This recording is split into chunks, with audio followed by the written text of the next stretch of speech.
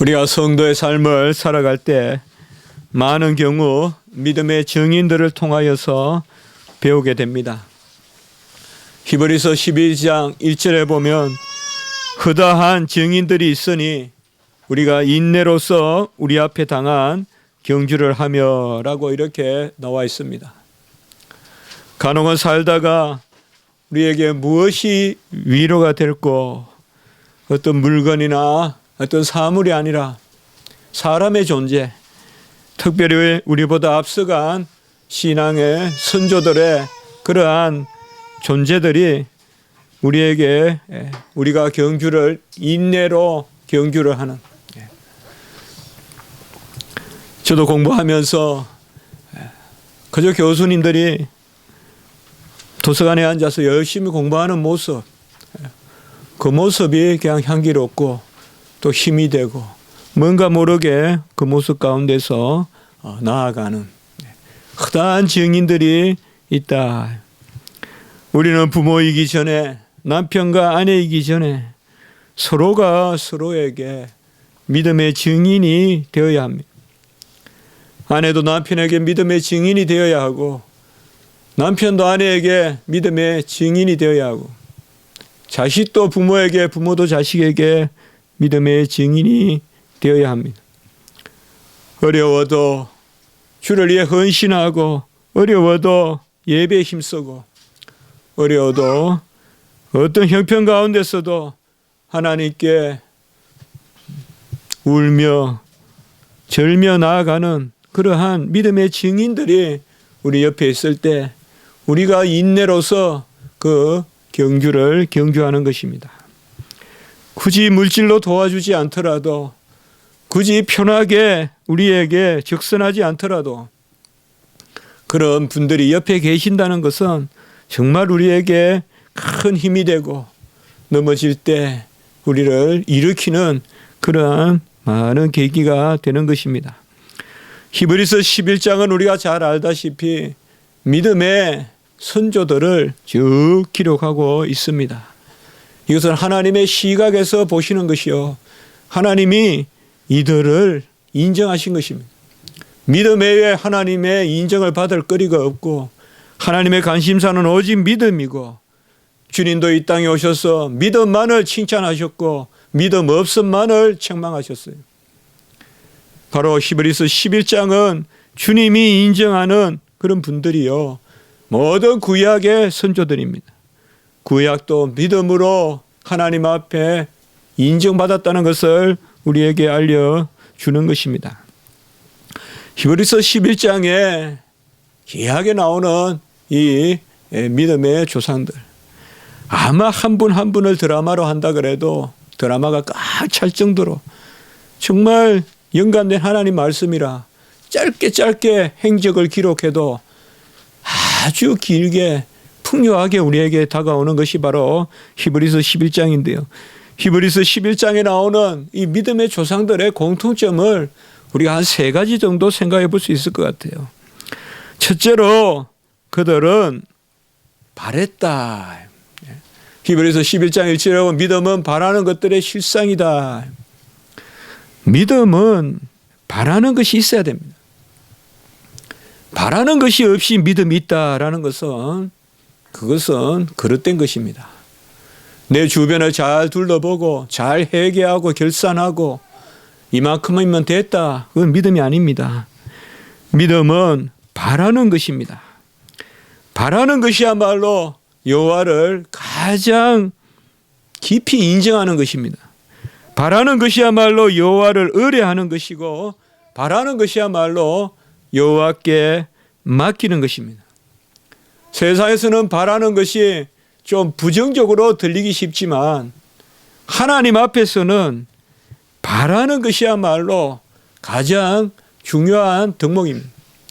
믿음은 바로 바라는 것들의 실상이라고 했으니 바라야 돼요. 바라야 돼요.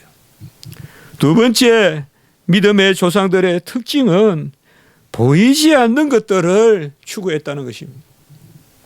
손에 잡히는 것, 눈에 보이는 것, 지금 살아왔던 사람들의 통계로 나오는 것, 그런 것을 추구하는 것이 아니라 보이지 않는 길을 나서고 보이지 않는 힘을 믿고 보이지 않는 복을 추구하는 이것이 바로 믿음. 보이지 않는 것들의 증거다라고 믿음은 이렇게 이야기했습니다. 믿는다 하면서 철저히 보이는 것만 추구하고 철저히 계산되는 것만 추구하는 그것은 믿음이라고 할 수가 없습니다. 복이라는 단어는 참 중요한 단어입니다. 이 복을 우리가 한마디로 표현할 수 있다면 보이지 않는 하나님의 은혜입니다.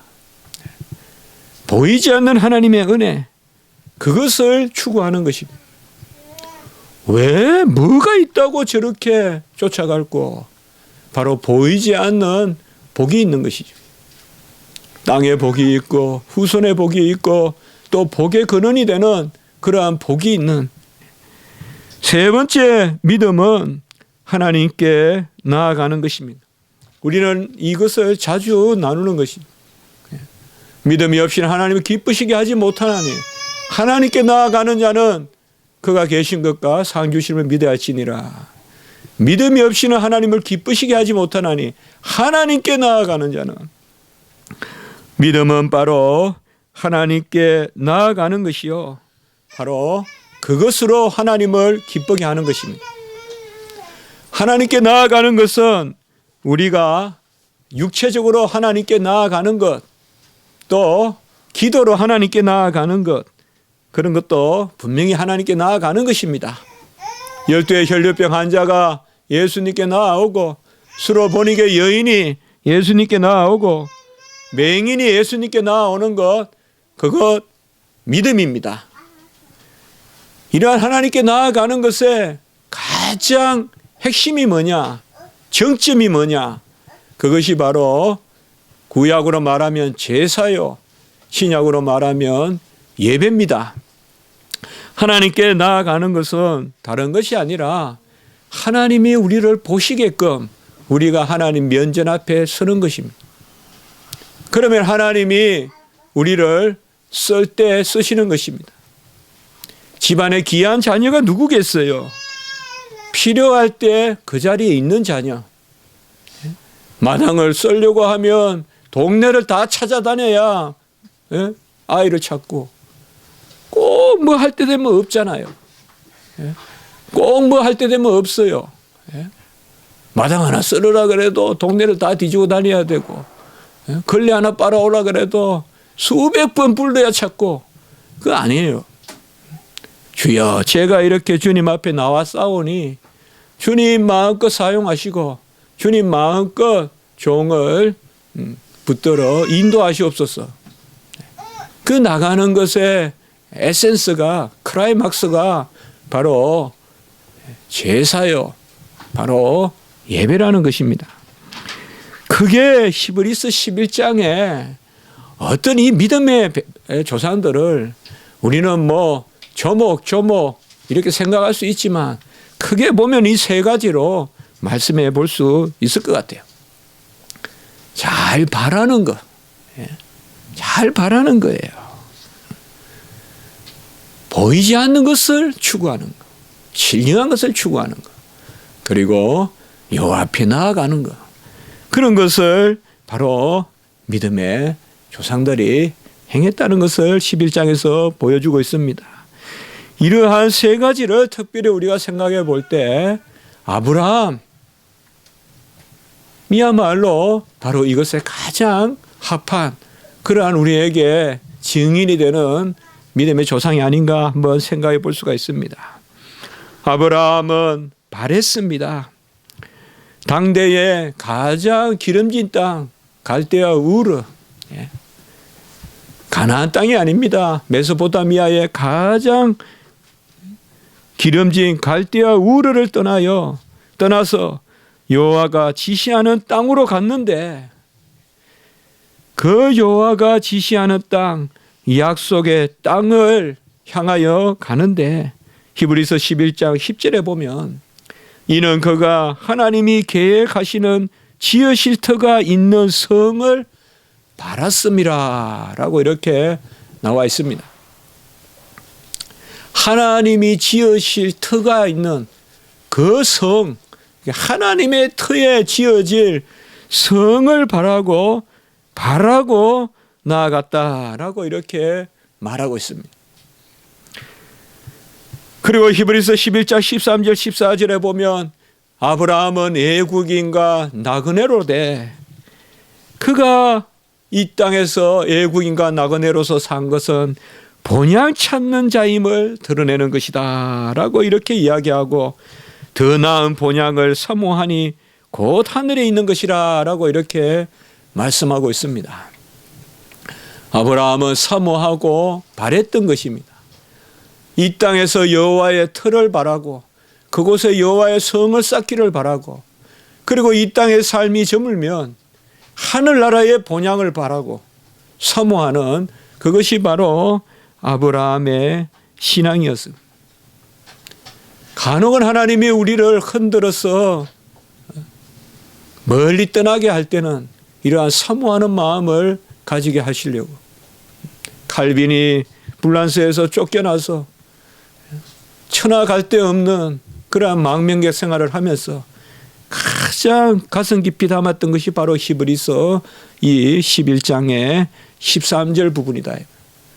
이 땅에서는 애국인과 나그네로 돼 돌아갈 곳이 없지만 더 나은 본향을 사모하니 그것이 바로 하늘에 있는 본향이라는 것입니다. 이런 아브라함의 바람과 또 아브라함은 보이지 않는 것을 철저히 추구했습니다. 어떤 보이는 것, 잡히는 것이 아닙니다. 그는 병사를 길렀던 것도 아니고 땅을 사모았던 것도 아닙니다.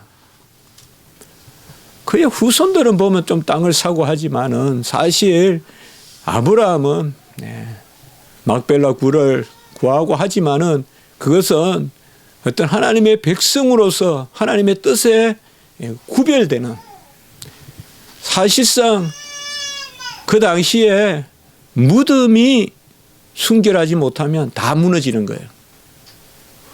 그래서 그 땅을 구한 거예요. 무덤을 뼈를 섞어버리면 다 섞이는 거예요. 그러니까 어느 터를 사서 막벨라 굴을 사서 꼭 그곳에 야곱이든 요셉이든 그곳에 묻어달라 하라고 하는 것은 뭐 어디든 그냥 오늘날은 그런 개념이 없어요 우리가. 그러나 그 당시에 여호와 하나님의 땅의 개념은 그래서 무엇보다도 이 장사하는 땅을 귀하게 여기는 거예요. 우물은 여기서 파다가 저기서 파다가 우물이 나오지 않으면 옮겨갈 수 있지만 뼈를 묻는 곳은 한 곳에 두었다 이 말이에요. 그게 혈통의 순결함을 뜻하는 거예요. 그래서 아브라함은 이 땅의 것을 사모하지 않았어요. 뭐 그 장사지는 땅을 샀다고 그건 무슨 생산을 하는 땅이 아니잖아요. 아브라함은 보이지 않는 것을 추구했어요. 우리는 보이지 않는 것을 귀하게 여겨야 돼요. 오늘 한국 사회는 보이지 않는 걸 귀하게 여겨야 돼요. 땅에 떨어졌어요 제가 봤을 때. 우리나라가 16, 17세기만 해도 학문적으로 세계에서 뒤지지 않았어요. 그러나 지금 한국은 많이 뒤져요 제가 봐서는. 인문이나 이런 학문들이. 왜요? 보이지 않는 것을 경시해요. 기본적인 교양이 부족해요. 너무 보이는 것만 쉽게 추구해요. 대학교가 직업학교가 돼버렸어요. 직업학교가 돼버렸어요. 직장 잘 가는 학교가 명문학교가 돼버렸어요. 이것은 아주 우려할 만한 사항이에요. 아브라함은 장래의 유업으로 받을 땅에 나아갈새 갈 바를 알지 못하고 나아갔다라는 말은 보이지 않는 것을 마치 갈 바를 못 가고 나아가는 사람이 누구예요? 맹인이에요. 맹인과 같이 쫓아다녔다 이면 하나님을. 갈 바를 알지 못하고 소경이 발을 내딛는다고 압니까? 일단 디뎌보고.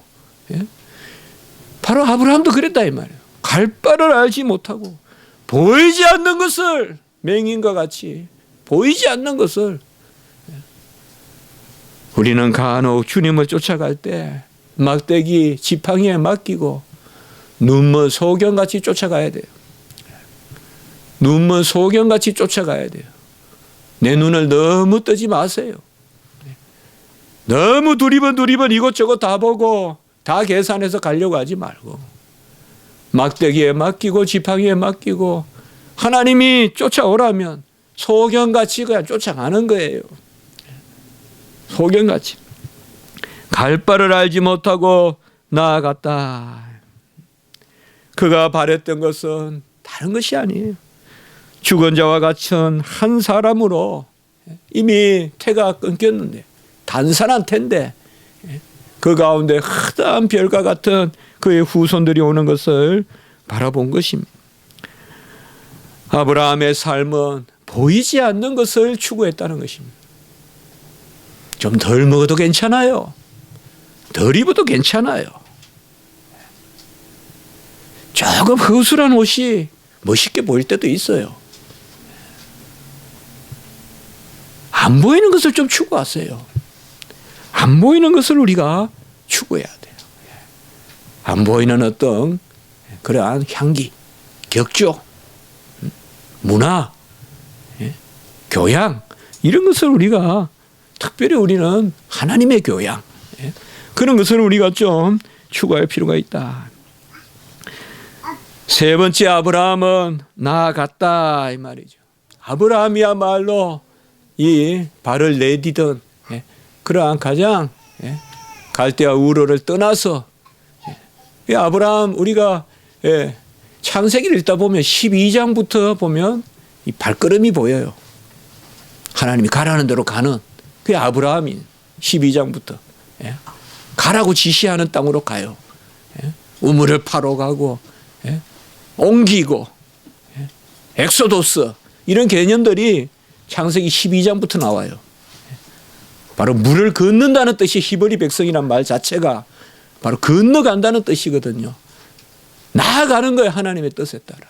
머물지 않는 거예요. 그게 창세기 12장부터 시작되는 그러한 옮김, 엑소더스, 옮김.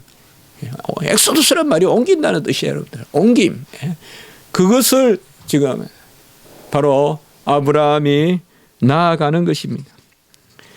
그가 최고로 나아가는 그 클라이막스, 그것이 바로 우리가 오늘 읽었던 아들을 제물로 바치는 그 시험이었던 것입니다. 하나님은 아브라함을 시험하셨다. 오늘 17절에 보면 그렇게 나옵니다. 창세기 22장에도 보면 아브라함이 이 이삭을 바치는 말씀이 나오는데 거기도 딱 첫 줄에 시험하여. 오늘 히브리서 11장 17절은 창세기 22장을 염두에 두고 쓴 것이라고 우리가 금방 알 수가 있습니다. 이 17절과 22장 1절은 아주 닮아 있거든요. 시험을 받을 때에 아브라함은 시험을 받을 때라고 이렇게 말씀하고 있습니다. 우리가 시험이라 그러면 크게 두 가지 시험이 있어요. 야고보서 1장 12절에서 15절에 보면 가장 시험에 대한 중요한 말씀이 여기 나오는데요.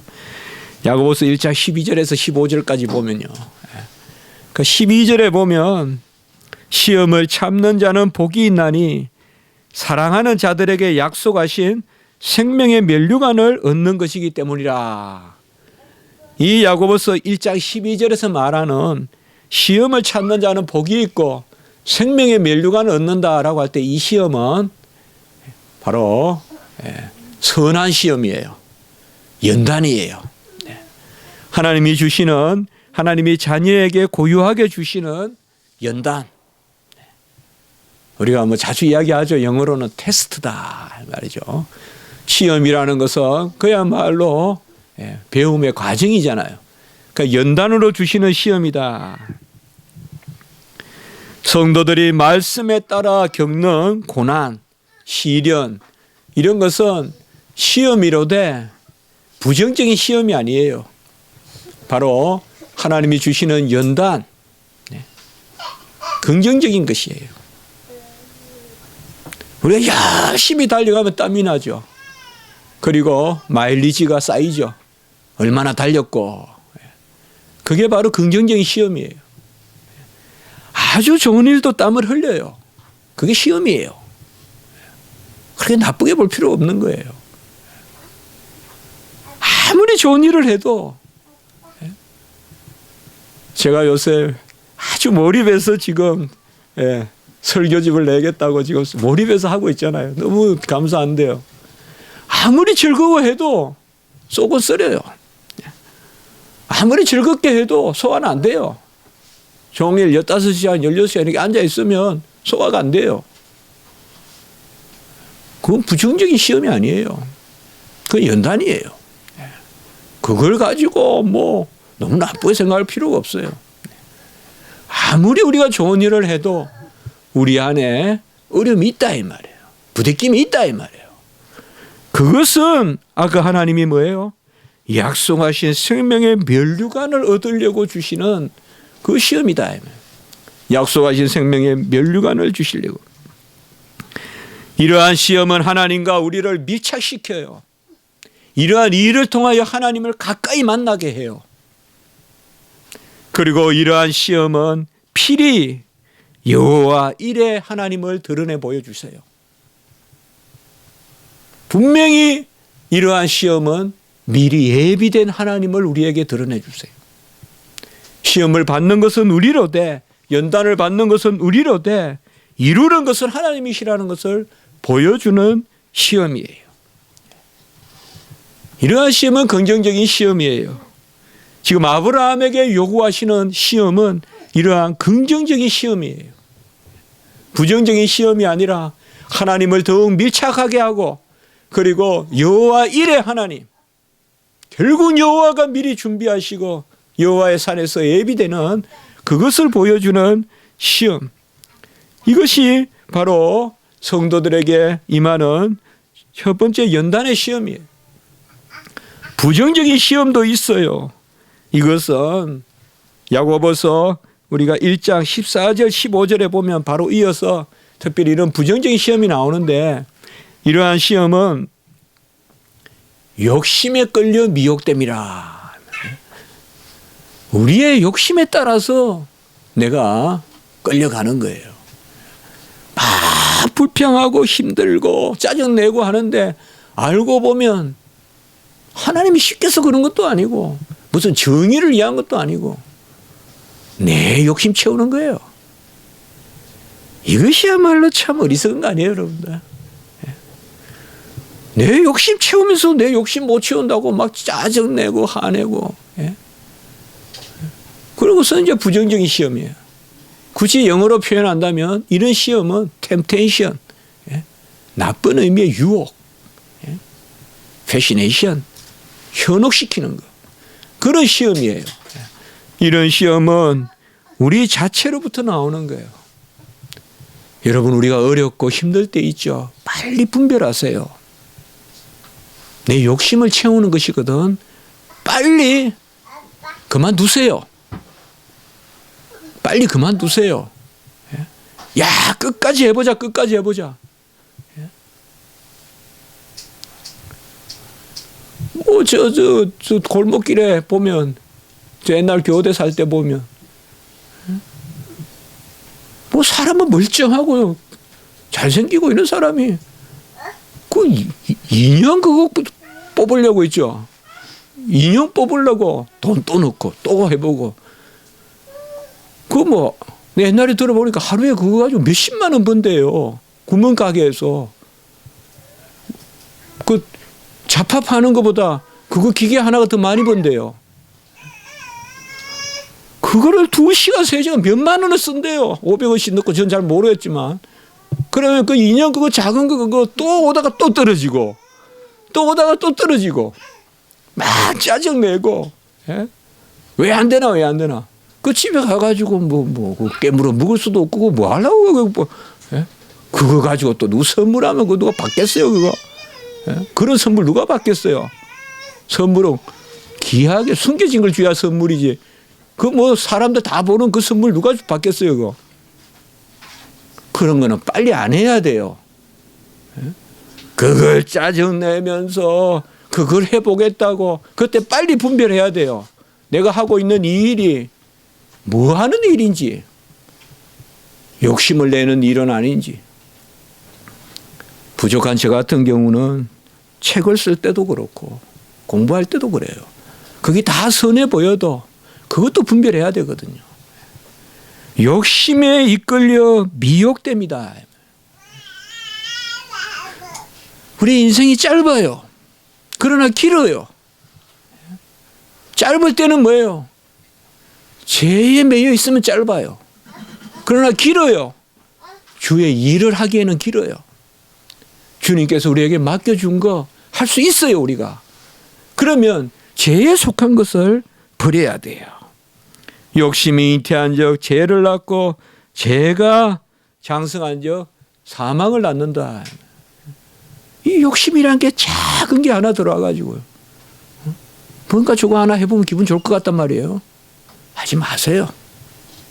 하지 마세요. 어리석게 땅을 파서 뭐 할 거예요? 하지 마세요, 여러분들. 하지 마세요. 욕심은 작게 들어와요. 근데 이게 죄가 돼요. 그게 크게 제가 장성하면 사망이 돼요.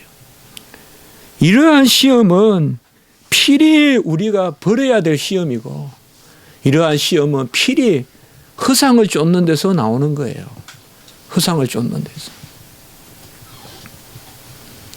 막 건강해서 여기저기 펀치를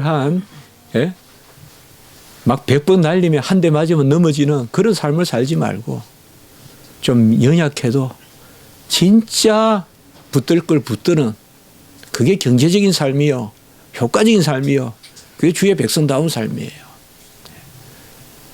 우리는 분별하는 그 기준이 뭐냐 이 말이죠. 내가 옳다 하는 바로 하느냐, 하나님이 우리에게 요구하시는 것을 하느냐, 하나님이 원하는 것이냐, 하나님이 원치 않는 것이냐. 오늘은 분명히 아브라함에게 독자를 바치라고 한 것은 이방 몰록신을 섬기는 불에 아이를 태워 죽이는 그곳에 던지라는 것이 아니에요. 하나님이 원하시는 거예요. 하나님이 원하시는 거기 때문에 첫 번째 시험이에요. 긍정적인 시험이에요. 연단의 시험이에요. 열매 맺는 시험이에요. 면류가 쓰는 시험이에요. 여호와 이레의 시험이에요. 미리 여호와가 예비하시고 우리에게 테스트하는 거예요. 그것이 바로 오늘 아브라함에게 하나님이 요구하시는 것이에요. 그의 아들 이삭을 바치라라고 이렇게 말씀했습니다. 아브라함은 이미 여러 시험을 겪었어요. 본토 지척 아비 집을 떠났어요. 또 그 종을 후사로 삼으려, 상속자로 삼으려 했더니 내 씨에서 난 자라야 되겠다, 그렇게 말씀해요. 그래서 이스마엘을 낳았어요, 하갈에게서. 그런데 하갈은 또 안 되겠다, 또 말씀해요. 다 순종했어요, 하갈을. 버리라면 버렸어요. 이스마엘이 왜 혈족이 아니에요? 이스마엘 버리기가 쉽겠어요, 여러분들? 아빠예요, 아버지예요. 그러나 하나님의 말씀에 따라 버렸어요. 그런 것은 어떻게 보면 어렵지 않아요. 하나님의 약속과 같이 맞아떨어져요. 하나님의 약속은 뭐예요? 너에게 이삭에서 난 씨를 무별과 같이 바다의 모래와 같이 하겠다. 그러한 시험은 열심히 감당하면 돼요. 저쪽 땅에 가면 그쪽에서 내 성을 쌓을 거니까 가면 돼요. 갈등이 없어요. 그러나 오늘 이 시험은 갈등이 있어요. 무슨 갈등이냐? 하나님의 약속과 안 맞다 이 말이에요, 지금. 오늘 설교 제목을 제가 믿음과 약속이라고 했어요. 하나님은 분명히 이삭에게서 난 자라야 자녀들이라고 그렇게 창세기 22장에서 21장 12절에서 말씀했어요. 이삭에게서 나는 자라야 내 씨라 부를 것이다. 이삭에서 나는 자라야 내 씨라 부를 것이다 라고 이야기하고, 오늘 18절도 보면 이것을 확인하고 있어요. 내 자손이라 칭할 자는 이삭으로 말미암으리라. 하나님은 분명히 이 약속을 했어요. 몇 번 했느냐? 오늘 17절의 말씀 복수가 사용되고 있어요. 약속들을 받았다 이 말이에요. 약속들을. 창세기에 가보면 반복해서 약속을 했어요. 창세기 12장에 보면 벌써 내가 너로 큰 민족을 이루겠다라고 했어요. 아브라함에게 약속했어요. 그리고 창세기 15장에 가면 또 약속을 했어요. 내 몸에서 날짜가 내 씨다. 그리고 창세기 17장에 가보면 할례의 약속이죠. 그때는 약속의 세기를 박죠. 뭘 함으로? 아브라함을 아브라함으로 아예 이름을 바꿔주세요. 하나님이. 열국의 아비, 만방의 아비, 여러 민족의 아버지. 약속의 약속을 거듭했어요. 그 약속의 핵심은 뭐예요?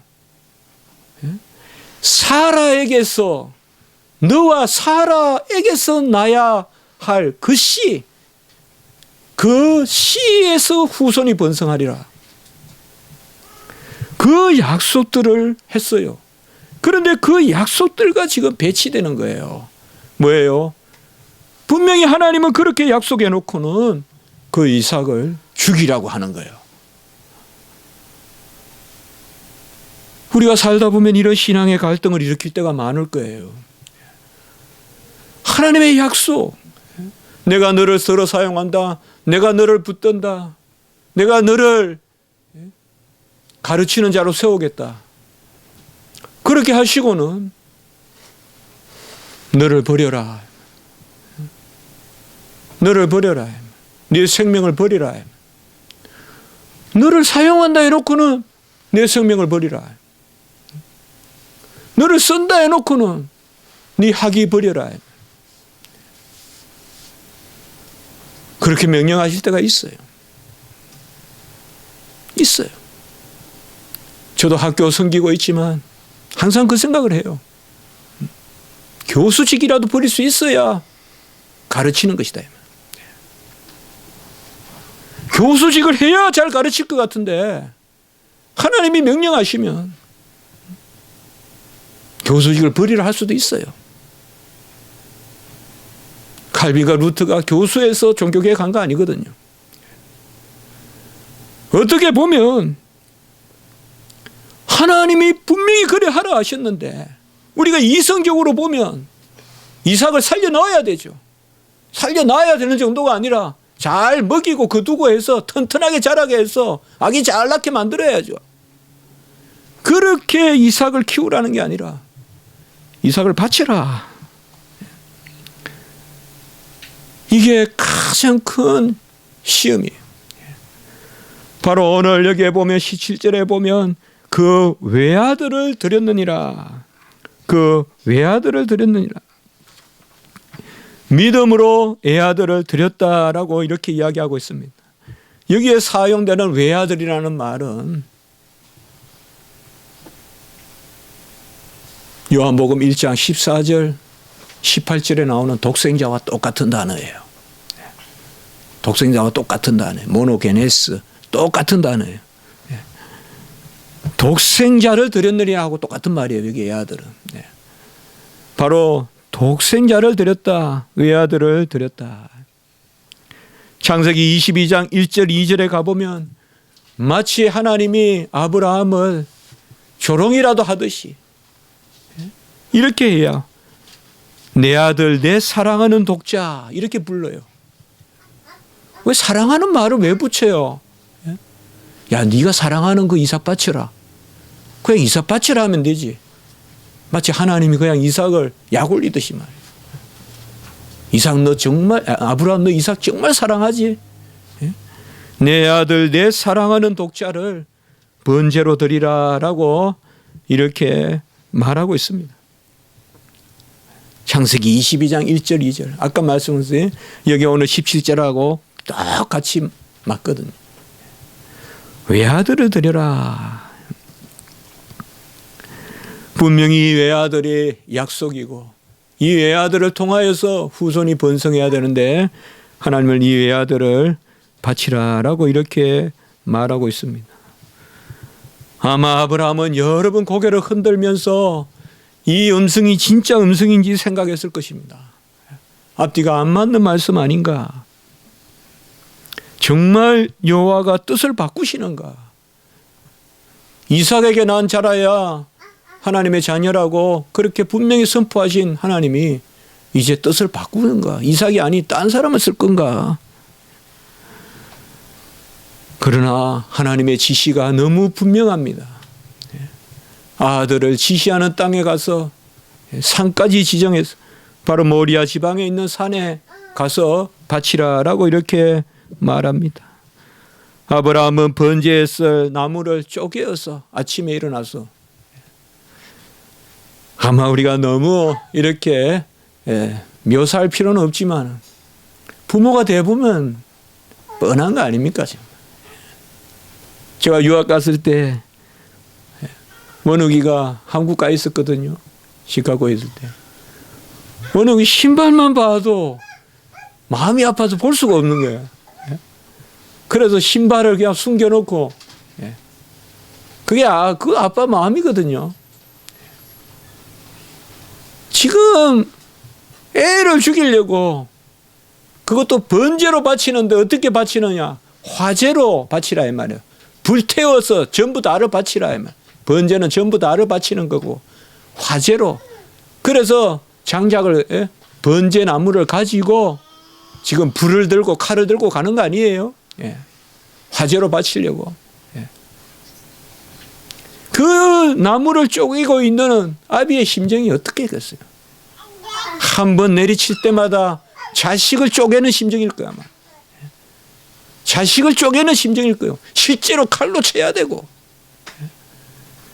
그렇게 번제나무를 만들어서 사흘길을 갔어요. 이것도 잔인한 것이. 칼빈의 주석을 보니까 이 사흘길이 얼마나 힘든 길이었겠냐 이 말이에요.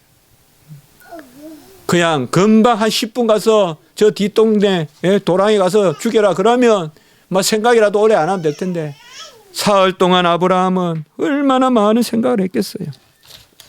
번제에 쓸 나무를 가지고 불을 들고 칼을 들고 부자지간에 종과 동행했다가 종은 나중에 또 떨쳐놓고 마지막에는 이제 부자지간에 올라갑니다. 이삭은 의식이 있었어요. 지식이 있었어요. 불과 나무는 있거니와 번제할 어린 양은 어디 있나이까? 라고 이삭이 물으니까 아브라함이 내 아들아 번제할 어린 양은 하나님이 자기를 위하여 친히 준비하시리라 라고 이렇게 말하고 있습니다. 이것은 아브라함의 변명이 아니라 아브라함의 신앙입니다. 아브라함은 지금 갈등을 겪고 있어요. 분명히 아브라함은 이삭을 바치러 나서요. 이건 그저 형식이 아니에요.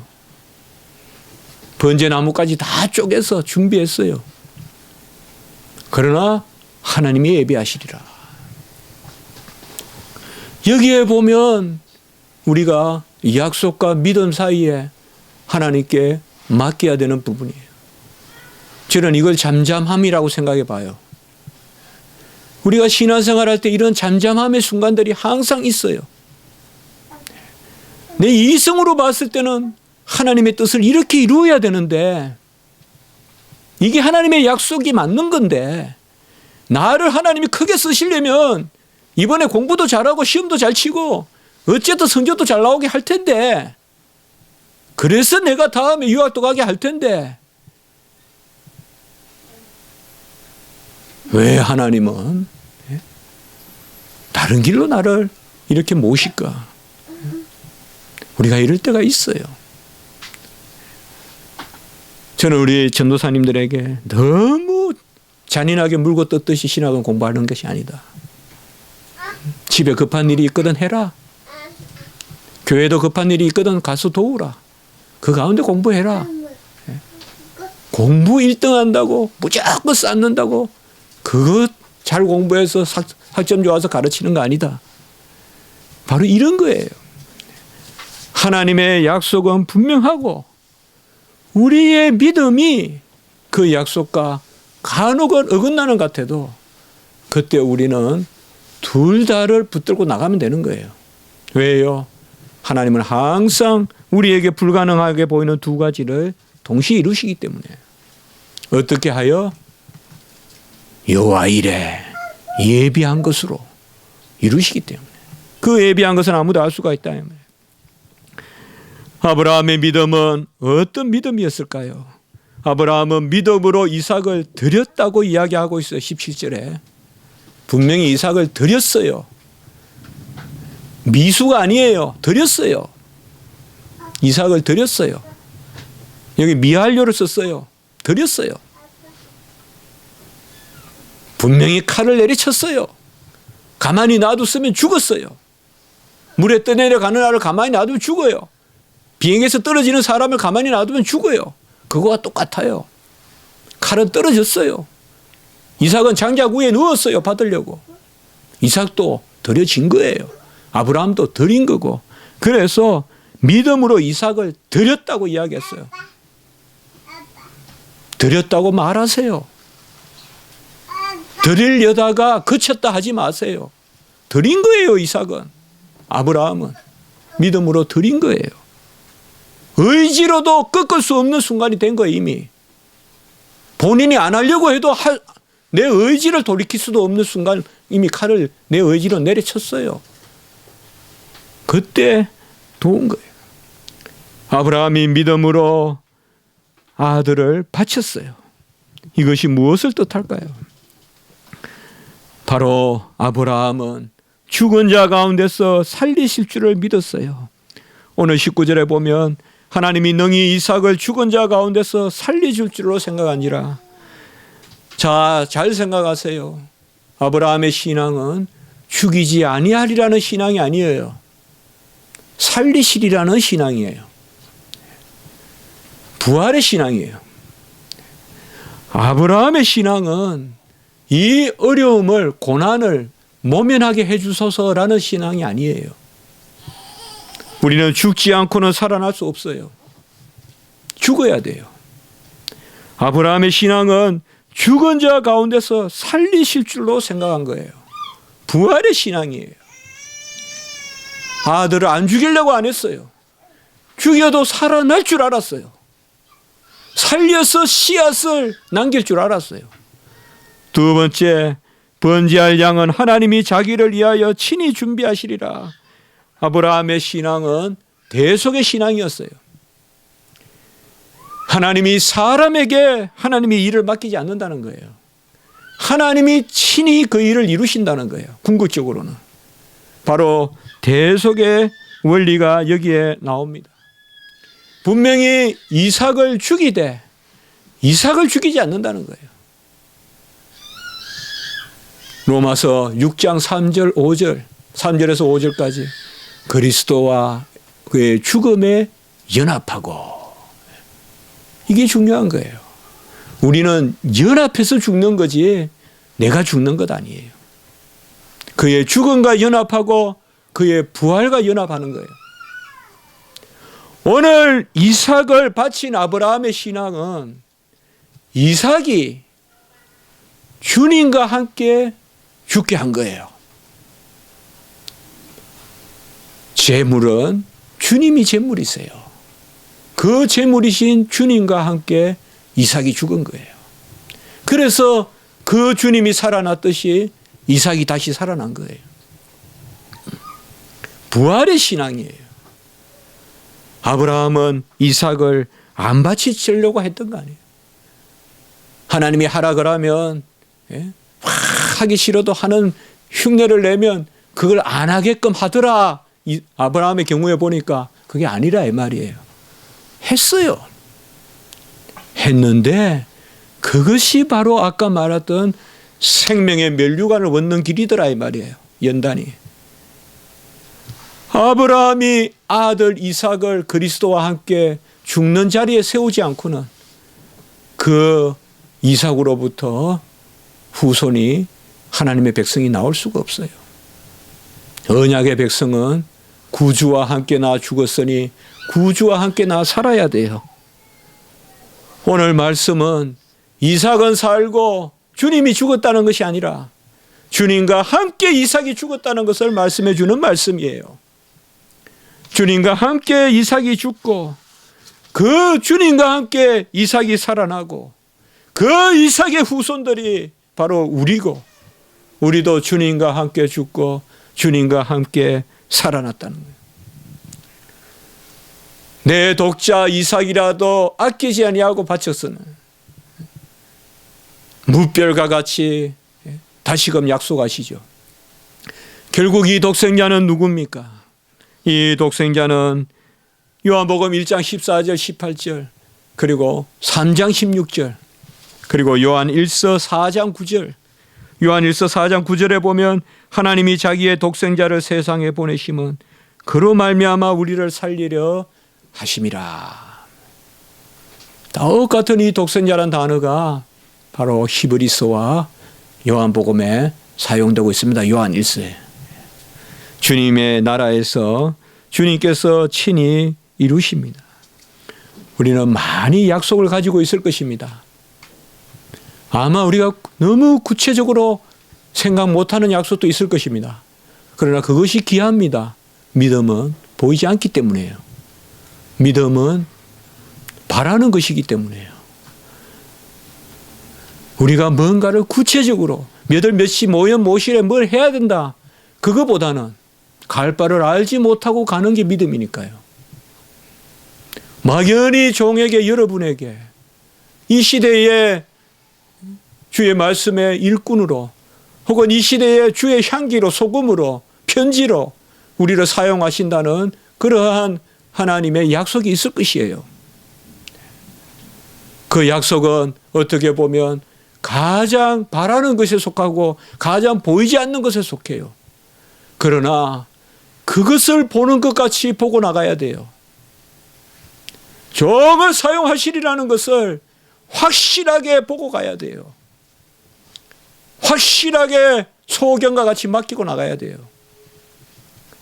그리고 내 삶 가운데서 그런 일과 배치되는 듯 하지만은 하나님은 큰 일을 이루실 때는 꺾어버리시는 거예요. 큰 일을 이룰 때는 자기 부인을 하게 만드세요. 여리고를 무너뜨리기 전에 할례를 거행해서 아예 전쟁 불능의 상태로 만들어 버리듯이 하나님이 그렇게 만들어서 사용하세요.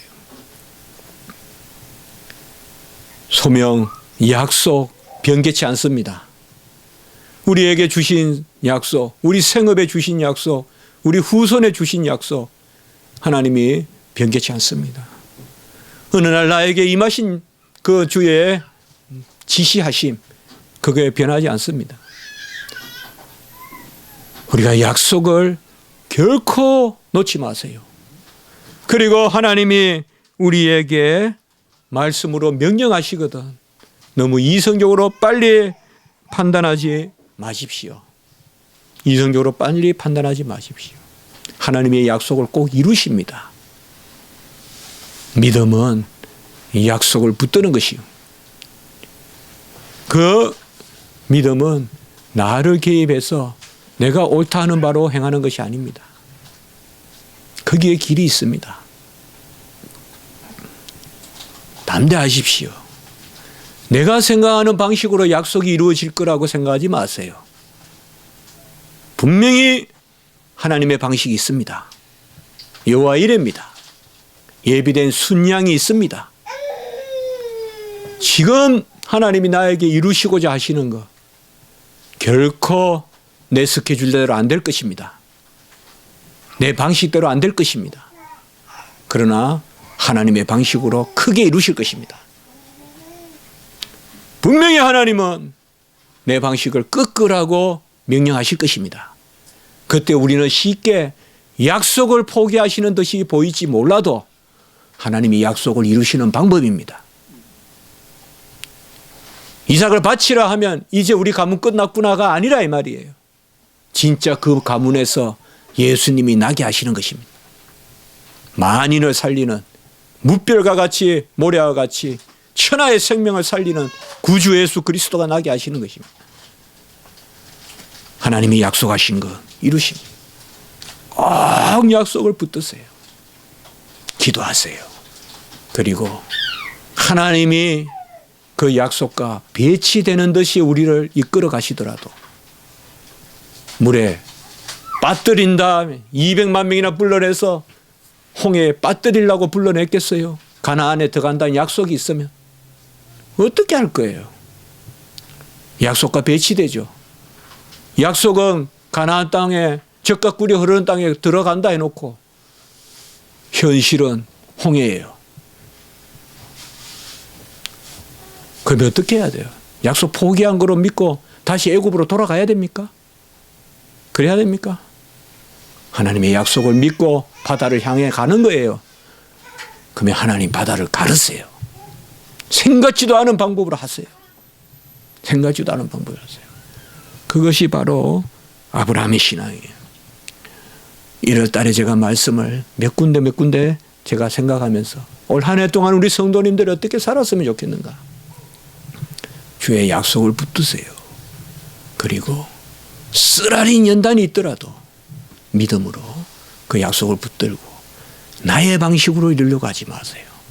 하나님의 방식이 맡길 때 큰 역사가 일어나고 하나님의 약속은 하나님의 방식으로 이루심으로 우리가 그 가운데 나아가면 하나님의 뜻이 온전해질 줄 믿는 것입니다.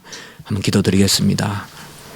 거룩하고 자비로우신 하나님 아버지, 믿음과 약속이 간혹 서로 모순되어 보이고 서로 배치되어 보여도 하나님의 약속은 하나님이 미리 여호와 이래 예비하신 것으로 이루시는 것을 오늘 말씀을 통하여 배웠습니다. 가장 귀한 것을 도려내는 그 자식을 바치라고 했습니다.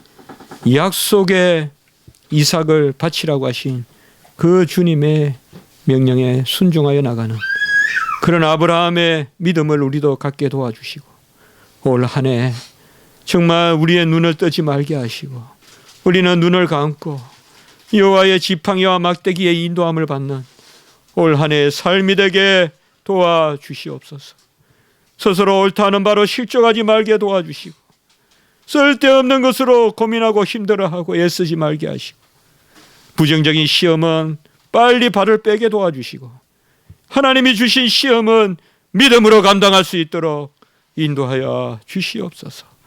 우리 교회에 주의 약속이 있는 줄 믿습니다. 주님의 약속을 주님께서 친히 이루어 가실 줄을 믿습니다. 주의 형통하심으로 주의 신실하심으로 주의 일을 이루어 주시옵소서. 모든 우리 성도님들 붙들어 주시고 우리 자녀들 붙들어 주시고 우리 청년들 붙들어 주시고 여호와의 말씀 그 말씀을 귀 기울이게 하시고 친히 이루시는 하나님의 은혜에 의지하며 담대함으로 즐거움으로 기쁨으로 나아갈 수 있도록 인도하여 주시옵소서. 구주 예수 그리스도 이름으로 감사하며 기도드리옵나이다. 아멘.